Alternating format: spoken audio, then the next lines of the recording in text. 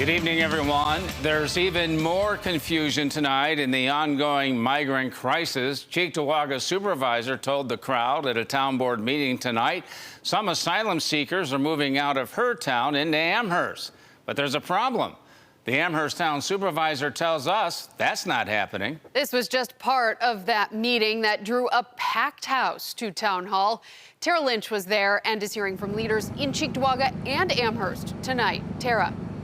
Well, Don and Kelsey, there seem to be more questions than answers about the 573 asylum seekers that are currently in Cheektowaga, including if some of those asylum seekers will be leaving the town just weeks before the start of school.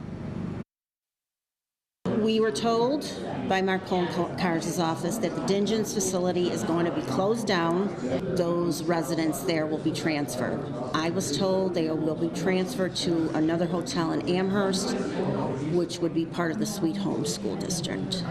Cheektowaga Supervisor Diane Benczkowski opened Tuesday's town board meeting with that announcement, saying the county told her asylum seekers will be leaving the Dingens Street Hotel and moving to Amherst as soon as this week. Supervisor Brian Kulpa of Amherst says that is not happening, which he confirmed with the county. A spokesperson for County Executive Mark Poloncarz confirms the Dingens Hotel will not be housing asylum seekers, but the county does not know where they will go. Supervisor Benczkowski says 3 hotels may be in violation of town code because the occupants have resided there for 60 days. The town board unanimously passed a resolution to retain additional counsel to investigate that and potentially file for a temporary restraining order to stop asylum seekers from coming to the town. I have no problem just taking the stand of what's right for my residents. So it doesn't matter what party you belong to. When you're at the town level, you're very bipartisan. Meanwhile, Maryvale Schools is preparing to enroll more than 60 asylum-seeking children in just a few weeks.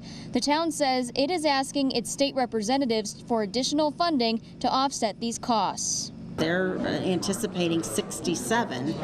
That's 3 classrooms full of students plus the extra teachers you need because of the language barrier. The town board meeting was packed with concerned residents who are worried about the start of school, who was paying for the additional costs, and the New York City mayor's involvement. I'm not against it, but I'm against him coming here and telling us that we will do as he pleases.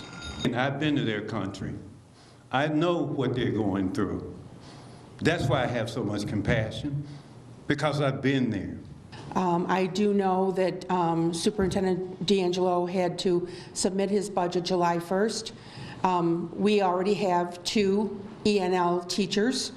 They're going to have to hire a 3rd one. You guys are dealing with a very difficult situation, and I'm appalled by the way it feels like we've gone back 50 years in time.